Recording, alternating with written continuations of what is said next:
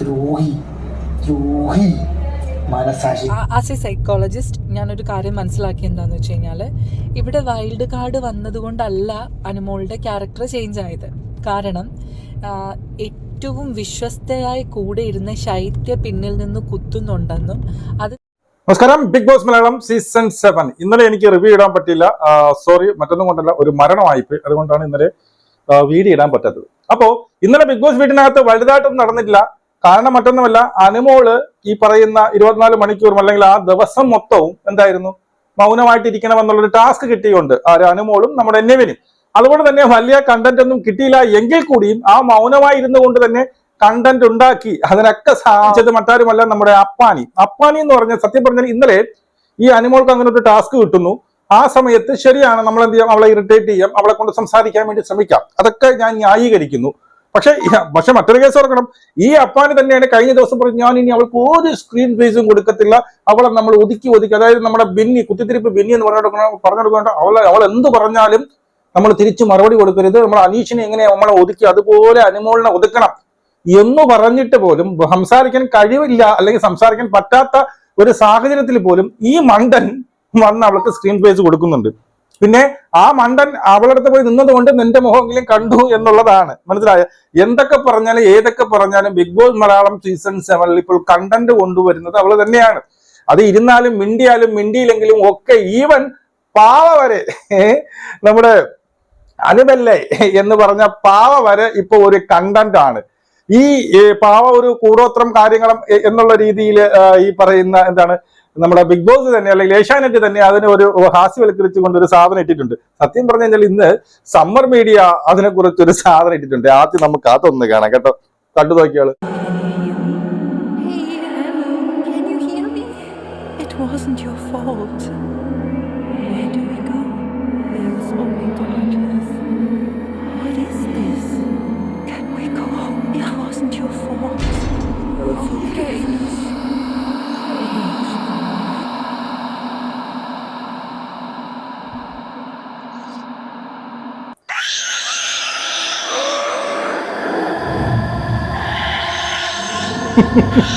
സൂപ്പറാണ് കേട്ടാ, അവനത് ഉണ്ടാക്കിയതാണ്. എന്തായാലും അടിപൊളിയായിട്ടുണ്ട്. നമ്മളെ കാര്യത്തിലേക്ക് വന്നു കഴിഞ്ഞാൽ, ഈ ഒരു കൂടോത്രവും കാര്യങ്ങളൊക്കെ ഈ പറയുന്ന നമുക്കാർക്ക് ഈ യവന് ഭയങ്കര പേടിയാണ് കേട്ടോ. നമ്മുടെ യവൻ ഇതിനെ വിശ്വസിക്കുന്നുണ്ട്. അപ്പാനി ഇതിൽ വിശ്വസിക്കുന്നുണ്ട്. പണ്ടേ മുമ്പ് പറഞ്ഞിട്ടുണ്ടല്ലോ, എന്നെ വന്ന് കാലി തൊട്ട് വന്നിച്ചതിന് ശേഷം എന്റെ ശരീരം തകർന്നു, എനിക്ക് ഒന്നും ചെയ്യാൻ പറ്റുന്നില്ല. അപ്പൊ യവനെ ഞാൻ വട്ടളക്കും, യവനെ ഞാൻ പേടിപ്പിക്കുമെന്ന് തലേ ദിവസം തന്നെ ഈ പറയുന്ന അനുമോള് നമ്മുടെ ഷാനവാസിന്റെ അടുത്ത് പറഞ്ഞിട്ടുണ്ട്. ഇനി ഞാൻ ഈ പ്ലാച്ചി വെച്ചാണ് കളിക്കാൻ പോകുന്നത്. അതായത് അപ്പാനി സത്യം പറഞ്ഞാൽ പേടിക്കുന്നു. അനുമോൾ അവിടെ ഇരുന്നുണ്ട് എന്നൊക്കെ ആക്കുന്നുണ്ട്. അപ്പാനി സത്യം പറഞ്ഞാൽ പേടിച്ചിരിക്കുന്നു. പേടിയുണ്ട്. എന്റെ ദൈവങ്ങൾ മാത്രമല്ല, ഞാൻ പ്രാർത്ഥിച്ചാലും നടക്കുമടി. ഇതൊക്കെ ശരി തന്നെ. പക്ഷെ പറയുന്ന വാക്കുകൾ, നമ്മൾ ഒരാളെ എന്ത് ചെയ്യാം, ഒരാളെ ഇറിറ്റേറ്റ് എന്തോ പറയാം, പക്ഷെ അവൻ പറയുന്ന പറഞ്ഞ വാക്കുകൾ ഞാൻ ഇവിടെ കൊടുക്കാം, കേട്ടോണേ. കരച്ചിലും പിടിച്ചു വരുന്നു. ഞാനിവിടെ ചോദിക്കണം, നീ ഇവിടെ വന്ന് ഇത്രയും ദിവസം എന്തോരം നീ എന്നെ ദ്രോഹിച്ചു, എന്തൊക്കെ അപരാധം. ദ്രോഹി ദ്രോഹി മനസാക്ഷി ഇല്ലാത്തൊരു സാധനം. മനസാക്ഷി എന്നൊരു സാധനം നിന്റെ പരിസരത്തോട്ട് പോലും പോയിട്ടില്ല. ഇന്ന് പറയണ്ട, ഒരാളെ മുഖത്തേക്ക് പറയണ ദ്രോഹി ദ്രോഹി. എന്തുമാത്രം വൈരാഗ്യം ഈ പറയുന്ന അനുമോളോടത്ത് ഇവനുണ്ടെന്ന് ഈ ഒരു വാക്കിൽ മനസ്സിലാക്കുക. കാരണം അവൾക്ക് തിരിച്ചൊന്നും പറയാൻ പറ്റത്തില്ല. അതുകൊണ്ടിരുന്ന് അങ്ങ് പറയടാ, നീ ഇങ്ങനെയാണ്ട, നീ എന്നിട്ട് അവളെ അച്ഛനെ കരിപ്പൊട്ടി കള്ളാന്ന് വിളിക്കുന്നു, എന്തൊക്കെ പറഞ്ഞു. എന്നിട്ട് കരിപ്പോട്ടിയുടെ മോളെ, കരിപ്പോട്ടി സുരേന്ദ്രന്റെ മോനെ, അങ്ങനെ എന്തോ പറഞ്ഞു വിളിക്കുന്നു. പറയാനുള്ള നീ ഇത് പറയാം, നീ എന്റെ ഈ പാവമുള്ളത് ഈ പറയുന്ന കോണ്ടന്റിന് വേണ്ടി അതൊക്കെ കള്ളമാണ്, എന്റെ കരച്ചില് ഇതൊക്കെ നമുക്ക് പറയാം. പക്ഷെ വന്നിരുത്തിക്കൊണ്ട് ഒരാളെ മുഖത്ത് നോക്കിക്കൊണ്ട് അവർക്കൊന്നും തിരിച്ചു പറയാൻ പറ്റില്ല എന്നൊരു അവസ്ഥയിൽ അവൻ പറഞ്ഞു ദ്രോഹി ദ്രോഹി. മനസാക്ഷി ഇല്ലാത്ത ദ്രോഹി. നിനക്ക് മനസാക്ഷിയുണ്ടോ? നിനക്ക് ഒരു ഇത്തിരി മനസാക്ഷി ഉണ്ടെങ്കിൽ നീ ഇങ്ങനെ ഒരു പെൺകുട്ടിയെ പിടിച്ചിരുത്തിക്കൊണ്ട് പറയുമായിരുന്നോ? പറയില്ലായിരുന്നല്ലോ. ശരി, അപ്പോ ഇന്നത്തെ ഒരു വീഡിയോയിൽ അവൻ അത്രയേ ഉള്ളൂ കേട്ടോ. അവൻ അത്രയ്ക്കോ സംസ്കാരമേ ഉള്ളൂ എന്ന് മനസ്സിലാക്കിയാൽ മതി. ഇന്നത്തെ വീഡിയോയിൽ ഞാൻ പറഞ്ഞു, ഈ അനുമോൾക്ക് ഒരു ചേഞ്ച് വന്നിട്ടുണ്ട്. പ്രത്യേകിച്ച് പറഞ്ഞാൽ ഈ നമുക്ക് കാണാൻ സാധിക്കുന്നത്, ഈ പറയുന്ന വൈൽഡ് കാർഡുകൾ വന്നതിന് ശേഷം അനുമോൾക്ക് ഒരു ചേഞ്ച് വന്നിട്ടുണ്ട്. അപ്പൊ ഞാൻ ഇന്നലെ ഒരു വീഡിയോയിൽ പറഞ്ഞായിരുന്നു, ഇവരുടെ ഒരു ചേഞ്ച് ചിലപ്പോൾ എന്താണ്, ഈ വൈൽഡ് കാർഡുകൾ വന്ന എനിക്ക് പുറത്ത് പിന്നീട് സപ്പോർട്ട് ഉണ്ട് എന്നറിഞ്ഞപ്പോൾ ചെറിയൊരു അഹങ്കാരം കയറി. അതായത് മറ്റുള്ളവരുടെ അടുത്തൊന്നും നിൽക്കുന്നില്ല, അവരൊക്കെ എന്തിനു സംസാരിക്കുമ്പോൾ ഓടി അങ്ങ് പോകുന്നു. അതായത് ഈ പറയുന്ന നമ്മുടെ നൂറയോ അല്ലെങ്കിൽ ആദിലയോ ഒന്ന് സംസാരിക്കുമ്പോൾ കുറച്ചൊരു സംസാരിക്കുമ്പോൾ ഒറ്റയ്ക്ക് ഇരിക്കുന്നു. ഈ ഒറ്റയ്ക്കൊക്കെ ഇരിക്കുന്നത് ഒരു ഗെയിം സ്ട്രാറ്റജി അല്ലേ എന്നൊക്കെ ഞാൻ സംശയിച്ചുകൊണ്ട് ഒരു വീഡിയോ ഇട്ടിട്ടുണ്ട്. പക്ഷെ അതല്ല സത്യം എന്ന് പറഞ്ഞുകൊണ്ട് ഒരു സൈക്കോളജിസ്റ്റ് അവരുടെ വാക്കുകൾ സത്യം പറഞ്ഞാൽ അത് കേട്ട് കഴിഞ്ഞപ്പോൾ സത്യം പറഞ്ഞാൽ അതാണ് സത്യമെന്ന് നമുക്ക് മനസ്സിലാവും. ആ ഒരു സൈക്കോളജിസ്റ്റിന്റെ വാക്കുകളിലേക്ക് നമുക്കൊന്ന് പോകാം. ഓക്കെ, കഴിഞ്ഞ കുറെ ലൈവില് ആദിലയും ഷാനവാസും നൂറയൊക്കെ പറയുന്നൊരു കാര്യമുണ്ട്. വൈൽഡ് കാർഡ് വന്നോട് കൂടിയിട്ട് അനുമോള് സപ്പോർട്ട് വെളിയിലുണ്ടെന്ന് മനസ്സിലാക്കിയതിന് ശേഷമാണ് ഇങ്ങനെ പെർഫോമൻസ് അല്ലെങ്കിൽ അവരുടെ ക്യാരക്ടറിൽ ഒരു ചേഞ്ച് വന്നതെന്ന് പറയുന്നുണ്ട്. ഞാൻ ഒരു ആസ് എ സൈക്കോളജിസ്റ്റ് ഞാനൊരു കാര്യം മനസ്സിലാക്കി എന്താണെന്ന് വെച്ച് കഴിഞ്ഞാൽ ഇവിടെ വൈൽഡ് കാർഡ് വന്നതുകൊണ്ടല്ല അനുമോളുടെ ക്യാരക്ടർ ചേഞ്ച് ആയത്. കാരണം ഏറ്റവും വിശ്വസ്തയായി കൂടെ ഇരുന്ന ശൈത്യ പിന്നിൽ നിന്ന് കുത്തുന്നുണ്ടെന്നും അത് നിനക്ക് മനസ്സിലാകാത്ത കൊണ്ടാണെന്ന് പറഞ്ഞപ്പോൾ നമുക്കുണ്ടാവുന്നൊരു ട്രോമ ഉണ്ടാവുമല്ലോ. ഞാൻ ഏറ്റവും ട്രസ്റ്റ് ചെയ്ത ഫ്രണ്ട് എൻ്റെ പിന്നിൽ നിന്ന് കുത്തിയോ എന്ന് തോന്നുന്നൊരവസ്ഥയില്ലേ, ഈ അവസ്ഥയാണ് അനുമോൾക്ക് വന്നത്. ഈ അവസ്ഥയിൽ ഞാൻ ആരെ വിശ്വസിക്കും? ശൈത്യയ്ക്ക് ശേഷം വന്ന ആദിലേനും നൂറേനും അവരെയും എനിക്ക് കണ്ണടച്ച് വിശ്വസിക്കാൻ പറ്റുമോ? ഞാൻ ആരെ എങ്ങനെ വിശ്വസിക്കും എന്നുള്ളൊരു ചിന്ത വരുമ്പോൾ ഓട്ടോമാറ്റിക്കലി നമ്മൾ പിൻവലിയും.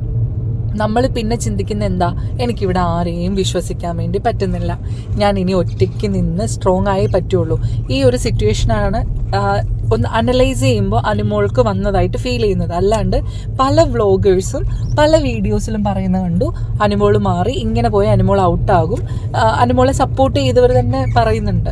ആക്ച്വലി അവരാരും മനസ്സിലാക്കാത്തൊരു സത്യം നമുക്ക് എല്ലാവർക്കും സംഭവിക്കുന്ന ഒരു കാര്യമാണ് ഇവിടെ സംഭവിച്ചേക്കുന്നത്. പ്രത്യേകിച്ചും ബിഗ് ബോസ് പോലൊരു വീട്ടിലാവുമ്പോൾ ഉറപ്പായിട്ടും നമുക്ക് ആ ട്രോമ വരും.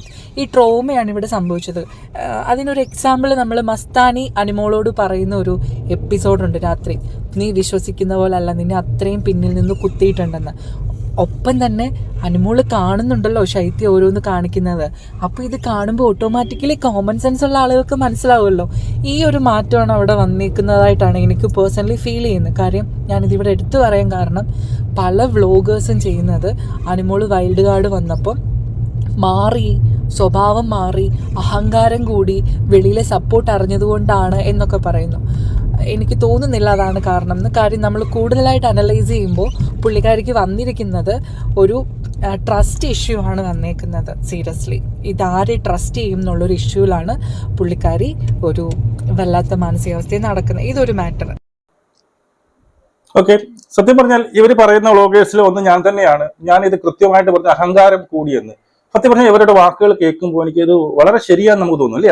അവർ പറഞ്ഞത് വളരെ 100% ശരിയാണ്. അല്ലെങ്കിൽ നമ്മൾ തിങ്ക് ചെയ്യാത്ത അല്ലെങ്കിൽ നമ്മൾ ചിന്തിക്കാത്ത തലത്തിൽ അവർ സൈക്കോളജിസ്റ്റ് ആയതുകൊണ്ട് തന്നെ അവർക്ക് ആ മേഖലകളൊക്കെ പെട്ടെന്ന് പിടികിട്ടും. വളരെ എന്ത് സത്യസന്ധമായ കാര്യങ്ങൾ നിങ്ങൾ ആലോചിച്ച് നോക്കിയേ. ഇവർ പറയുന്നതെന്ന് വെച്ച് കഴിഞ്ഞാൽ ഈ പറയുന്ന ഏറ്റവും ചങ്കായിട്ട് കൂടെ നിന്ന ശൈത്യ എന്ത് ചെയ്തു? പുറത്തുനിന്ന് വന്നവരാ പറയുന്നത്. പുറത്തുനിന്ന് വന്നവർ പറയുന്നത് നിന്റെ ചങ്കായിട്ട് കൂടെ നിന്ന ആൾ നിന്നെ പുറത്ത് എന്ത് ചെയ്യുന്നു? കൂടെ നിന്ന് ചതിക്കുകയാണ്. മനസ്സിലായി? അവള് കട്ടപ്പയായി എന്ന് പറഞ്ഞു കൊടുക്കുകയാണ്. മനസ്സിലായി? നിന്റെ പുറകിൽ നിന്ന് കുത്തുകയാണ് എന്ന് പറഞ്ഞു കൊടുക്കുമ്പോൾ ഉണ്ടാകുന്ന ട്രോമയുണ്ട്. കാരണം ഞാൻ ഇത്രയും വീട്ടുകാരിൽ ഇത്രയും വിശ്വസിച്ച് എന്റെ ദുഃഖങ്ങളും അല്ലെ എന്റെ സന്തോഷങ്ങളെല്ലാം പങ്കുവെച്ച ഒരു കൂട്ടുകാരിയാണ്. അവളാണ് മറ്റുള്ളവരുടെ ചെന്ന് ഈ കാര്യങ്ങൾ പറയുന്നത്. ഇവർ പറഞ്ഞതിന് ശേഷം ഇവൾക്ക് പലപ്പോഴും ഡൗട്ട് ഉണ്ടായിരുന്നു. കാരണം ഇവർ അപ്പുറത്തൊക്കെ പോയി ഇവളോട് നിൽക്കുമ്പോൾ ഇവൾ ജയിലിൽ നിൽക്കുമ്പോൾ വിളിച്ചിട്ട് വരാതെ അവരുടെ കൂടെയൊക്കെ കൂടുതൽ സമയം സംസാരിക്കുകയും ഒക്കെ ചെയ്യുമ്പോൾ ഇവൾക്ക് ഡൗട്ട് ഉണ്ടായിരുന്നു. പക്ഷെ ഇവള് ഉള്ളിന്റെ ഉള്ളിൽ ഇല്ല, അങ്ങനെയൊന്നും ആയിരിക്കത്തില്ല, അവൾക്ക് പിന്നെ സംസാരിച്ചൂടെ എന്നുള്ള മൈൻഡിൽ ഇരിക്കുകയും ഇവിടെ പുറത്തു നിന്ന് വന്ന ഈ പറയുന്ന ഒരു മസ്താനി വന്ന് ക്ലിയർ കട്ടായിട്ട് പറഞ്ഞു കൊടുക്കുന്നു നിന്നെ പിന്നിൽ നിന്ന് കുത്തുകയാണ് എന്ന് പറയുമ്പോൾ ഒരു ട്രോമ. അതുകൊണ്ടാണ് ഇവൾ എന്ത് ചെയ്യുന്നത്? ഈ പറയുന്ന നൂറെ ആയിക്കോട്ടെ ആദിലെ ആയിക്കോട്ടെ വന്ന് പറയും നമ്മൾ പറയുന്ന അവൾ അങ്ങോട്ട് വലുതായിട്ട് എന്ത് ചെയ്യുന്നു കേൾക്കുന്നില്ല. നമ്മൾ കുറച്ചു നേരം പറയുമ്പോൾ ഇവൾ എണീറ്റ് പോകുന്നു. അത് ഇത് തന്നെ ആയിക്കൂടെ? ആർക്കായാലും ഇത് തന്നെ ആയിക്കൂടെ? ഇത് തന്നെയാണ് സത്യം. അപ്പൊ അവൾ ആലോചിക്കുകയാണ് എന്റെ കൂടെ നിന്ന ചങ്ക് ഞാൻ പറഞ്ഞതൊക്കെ എന്ത് ചെയ്തു അപ്പുറത്ത് കൊണ്ട് കൊളുത്തി കൊടുത്തു. ഇത് ഇപ്പൊ വന്നവരാണ്, ആദിലെയും നൂറയും ഇപ്പൊ എന്റെ കൂടെ വന്നവരാണ്, എവരും എന്നെ ചതിക്കില്ല എന്ന് എന്തുറപ്പ്? ആ ഒരു ഇതിലായിരിക്കാം ഇവള് മാറി നിൽക്കുന്നത്. ഞാൻ അന്ന് കുറ്റപ്പെടുത്തി ഇവരെയൊക്കെ ഒറ്റയ്ക്ക് നിന്ന് ഒറ്റയ്ക്ക് അവിടെ പോയിരുന്ന കരയണ എന്തിനെ, അത് നിന്റെ ഗെയിം സ്ട്രാറ്റജി അല്ലേ എന്ന് ഞാൻ കുറ്റപ്പെടുത്തി. ആണോ? പക്ഷെ ഇവരുടെ വാക്കുകൾ കേൾക്കുമ്പോൾ സത്യം പറഞ്ഞാൽ ഇപ്പോ ഇത് 100% ഇതാണ് ഒരു ട്രസ്റ്റ് ഇഷ്യൂ. എനിക്ക് ആരെ ട്രസ്റ്റ് ചെയ്യാൻ പറ്റും? ഞാൻ എന്റെ അത്രയും വേണ്ടപ്പെട്ട കൂട്ടുകാരി പോലും എന്നെ പിന്നിൽ നിന്ന് കുത്തി. അതാണ് കൂട്ടുകാരികളെ ഞാൻ എങ്ങനെ വിശ്വസിക്കും? മനസ്സിലായി? ഏറ്റവും വേണ്ടപ്പെട്ട കൂട്ടുകാരി പിന്നെ നിന്ന് കുത്തിയിരിക്കും. അപ്പോൾ ഇപ്പൊ കയറി വന്ന കൂട്ടുകാരികളെ ഞാൻ എങ്ങനെ വിശ്വസിക്കും? ഞാൻ എങ്ങനെ എന്റെ മനസ്സ് തുറക്കും? ഞാൻ ഇവിടെ മനസ്സ് തുറന്നാലും വീണ്ടും എന്ത് ചെയ്യും? എവരും ചെന്ന് പിന്നിൽ നിന്ന് കുത്തില്ല എന്ന് എന്താണ് ഉറപ്പ്? ഇപ്പൊ സംഭവിച്ചിട്ടുണ്ട്. ഇപ്പോൾ അവര് ഈ പറയുന്ന ആതിര ആയിക്കോട്ടെ, നൂറായിക്കോട്ടെ, ഇവരുടെ കുറ്റങ്ങൾ ഇങ്ങനെ പറഞ്ഞു കൊടുക്കുന്നുണ്ട്. അതിന് ഒരു പരിധി വരെ അനുമോൾ കാരണമാണ്. കാരണം എന്താ അറിയുമോ? അനുമോൾ ഇപ്പൊ അവരുടെ പറയുന്നത് ക്ലിയർ ആയിട്ട് കേൾക്കുന്നില്ല, ക്ലിയർ ആയിട്ട് അവൾ മനസ്സ് തുറക്കുന്നില്ല. അവരെ വിട്ട് മറ്റടുത്ത് പോയി ഇരിക്കുകയും ചെയ്തു. മനസ്സിലായോ? ഇനി അവര് പല കാരണങ്ങൾ പറയുന്നുണ്ട്. അടുത്ത കാരണം കേൾക്കാം.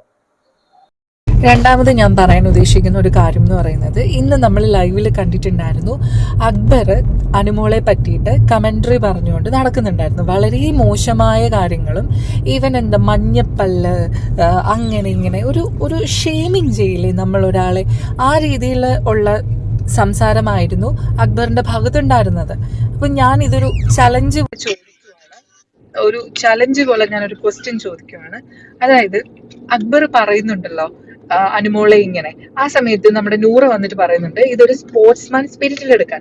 അനുമോൾ പക്ഷെ റിയാക്ട് ഒന്നും ചെയ്തിട്ടില്ല, ചിരിച്ചുകൊണ്ടിരിക്കുകയാണ്. സ്പോർട്സ്മാൻ സ്പിരിറ്റിൽ എടുക്കൂ എന്ന് പറഞ്ഞിട്ടാണ് വിടുന്നത്. ഈ കൂടെ ജിസയിലും അതുപോലെ റെന ഫാത്തിമയും കൂടി ഉള്ളിലിരുന്ന് പറയുന്നത് Akbar is so cool no. അപ്പൊ റെന പറയുന്നത് യാ ഇറ്റ്സ് വെരി കൂൾ. കാര്യം ഈ കമന്ററി കേൾക്കാൻ നല്ല ഉണ്ട്, ഇവർക്ക് കേട്ടോണ്ടിരിക്കാൻ വേണ്ടി നല്ല രസമുണ്ട്.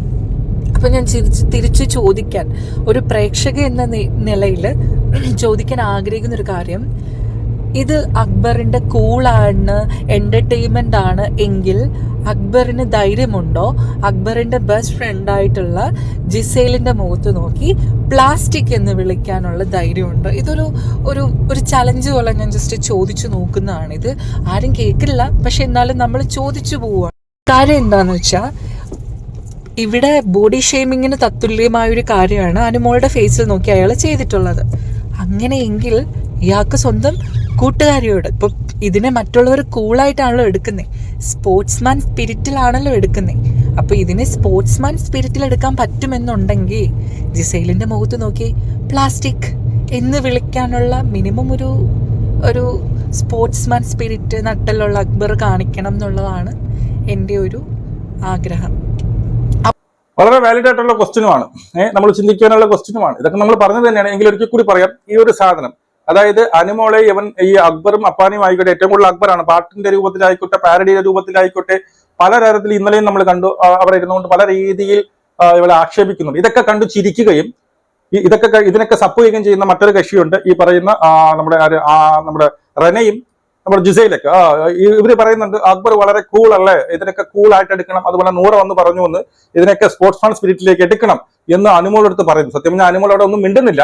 പക്ഷെ തിരിച്ചു ചോദിക്കുമ്പോൾ ഈ അക്ബർക്ക് ധൈര്യമുണ്ടോ ഈ പറയുന്ന അവരെ കൂടെ നിൽക്കുന്ന ജിസൈലിനെ പ്ലാസ്റ്റിക് എന്ന് വിളിക്കുന്നത്? ഇത് പ്ലാസ്റ്റിക് സർജറി ആണല്ലോ മൊത്തം, അതുകൊണ്ട് അങ്ങനെ വിളിക്കാനുള്ള ധൈര്യമുണ്ടോ എന്ന് ചോദിക്കുന്നത് വളരെ വാലിഡ് ആയിട്ട് ക്വസ്റ്റ്യൻ ആണ്. ആ ധൈര്യമില്ല. അങ്ങനെ വിളിച്ചു കഴിഞ്ഞാൽ ഈ പറയുന്ന ഇവർ രണ്ടും കൂളായിട്ട് എടുക്കുമോ? അപ്പ കാണാം. അപ്പോ മറ്റുള്ളവരെ പറയുമ്പോൾ, നമ്മുടെ ശത്രുക്കളെ പറയുമ്പോൾ നമുക്കിത് കൂളായിട്ട് തോന്നും. ശത്രുക്കളെ പറഞ്ഞ കൊള്ളാം, സ്വന്തം ഇതിൽ വരുമ്പോൾ അത് അത്ര കൂളായിട്ട് എടുക്കത്തില്ല എന്നുള്ളതാണ്. ഇനി ഒരു കാര്യം കൂടിയുണ്ട്, അതും കൂടി കേൾക്കാം. ഞാൻ ആരുടെയും ഒരു ഫാനായിട്ട് ഇതായിട്ട് പറയണല്ല. ഞാൻ സത്യസന്ധമായി പറഞ്ഞ ഇന്ന് വരെ ഞാൻ അനുമോൾക്ക് വോട്ട് കൊടുത്തിട്ടില്ല. പകരം രേണു സുധി, ആദില ഒക്കെ. പക്ഷെ ആദിലയ്ക്ക് ഇനി വോട്ട് കൊടുക്കുന്നതിൽ കാര്യമില്ലെന്ന് മനസ്സിലാക്കിയത് കൊണ്ടാണ് ഞാനിപ്പോൾ ഈ ഒരു വോയിസ് കൂടി ഇടുന്നത്. കാര്യം നമ്മൾ കാണുന്നുണ്ട്, ഇന്ന് വരെ അനുമോൾ ഒരു കൂട്ടുകാരിമാരെയും തൻ്റെ കൂട്ടുകാരിമാരെയും മോശം എവിടെയും മാറിയിരുന്നു പറഞ്ഞിട്ടില്ല. പക്ഷേ ഇവരെല്ലാവരും അനുമോളുടെ മോശമായിട്ടുള്ള വർത്തമാനം മാത്രമാണ് മാറിയിരുന്നു പറയുന്നത്. ഈവൻ മാനിപ്പുലേറ്റ് ചെയ്യുന്ന കാര്യങ്ങൾ വരെ പറയുന്നുണ്ട്. സോ കപ്പ് കിട്ടോ കിട്ടില്ലയോ എന്നുള്ളതല്ല, അറ്റ്ലീസ്റ്റ് ഒരു ജെനുവിനിറ്റി അനുമോളിലുണ്ട്. അനുമോൾ ഒരു 90% ശരി ചെയ്യും, 10% തെറ്റും ചെയ്യുന്നുണ്ട്. എന്നാൽ അവിടെ ബാക്കിയുള്ളവർ ചെയ്യുന്നത് 90% തെറ്റും 10% ആയിരിക്കും ശരി ചെയ്യുന്നത്. അപ്പോൾ ഇത് ജസ്റ്റ് ഒന്ന് പറയണം തോന്നി. That's it. ഒക്കെ അവർ പറയുന്നുണ്ട്, അവർ ഇതുവരെയൊക്കെ ആയിട്ടും അനുമോൾക്ക് എന്ത് ചെയ്തിട്ടില്ല, വോട്ട് ചെയ്തിട്ടില്ല, മറ്റു പലർക്കുമാണ് വോട്ട് ചെയ്തത്. ഇനിയിപ്പം ഈ പറയുന്ന ആദിലേക്കൊന്നും ഞാൻ വോട്ട് ചെയ്യുന്നില്ല എന്നുള്ള രീതിയിലാണ് പറയുന്നത്. എന്തൊക്കെ പറഞ്ഞാൽ പറയുന്ന മറ്റൊരു കേസ്, അനുമോൾ ഇവിടെ തെറ്റ് ചെയ്യുന്നുണ്ട്. 90% ശരികളാണെങ്കിൽ ഒരു 10% തെറ്റ് ചെയ്യുന്നുണ്ട്. പക്ഷെ നേരെ തിരിച്ചും മറ്റവർ 10% മാത്രമാണ് ശരി, ബാക്കി 90% തെറ്റുകളാണ് ചെയ്യുന്നത് എന്നുള്ളതാണ്. ഇനി അനുമോൾ ജയിച്ചോ ഇല്ല അതൊന്നും എനിക്ക് മാറ്റർ ഇല്ല. എന്തായാലും അവിടെ ഒരു ജെന്യൂനിറ്റി ഫീൽ ചെയ്യുന്നത് അനുമോളെ ആണ് എന്നുള്ളതാണ്. അപ്പോൾ ഞാൻ ഇവരുടെ പറഞ്ഞ വാക്കുകൾ, ഈ സൈക്കോളജിസ്റ്റ് തുടക്കം പറഞ്ഞ കുറെ കാര്യങ്ങളോട് ഞാൻ 100% യോജിക്കുന്നു. കാരണം അനുമോൾ കൂടെ ഉണ്ടായിരിക്കുന്നത് ഒരു ട്രസ്റ്റ് ഇഷ്യൂ ആണ്. അതുകൊണ്ടാണ് ആരെയും പിന്നീട് നമ്മൾ വിശ്വസിക്കാതെ ആരുടെ വാക്കുകളും മുഖവിലക്കിടക്കാതെ അവരെയൊക്കെ അവോയ്ഡ് ചെയ്യുന്ന രീതിയിൽ ഒറ്റയ്ക്കിരുന്ന് കൊണ്ടുപോകുന്നുണ്ട് എങ്കിൽ, ഒറ്റയ്ക്ക് പോയിരുന്ന് കരയുന്നുണ്ട് അല്ലെങ്കിൽ എന്തെങ്കിലും പറയുന്നുണ്ട് എങ്കിൽ അവിടെ ഒരു വലിയ ഏറ്റവും വലിയ കൂടെ നിന്ന് ചങ്കായി നിന്ന പിന്നെ കൂട്ടുകാരി ചതിച്ചു എന്നറിഞ്ഞതിലുണ്ടായ ആ ഒരു ട്രസ്റ്റ് ഇഷ്യൂ ആണ് അനുമോൾക്ക് സംഭവിച്ചിരിക്കുന്നത്. നിങ്ങളുടെ അഭിപ്രായം നിങ്ങൾ കമന്റ് രേഖപ്പെടുത്തൂ. നമുക്ക് വീണ്ടും കാണാം. ജയ് ഹിന്ദ്.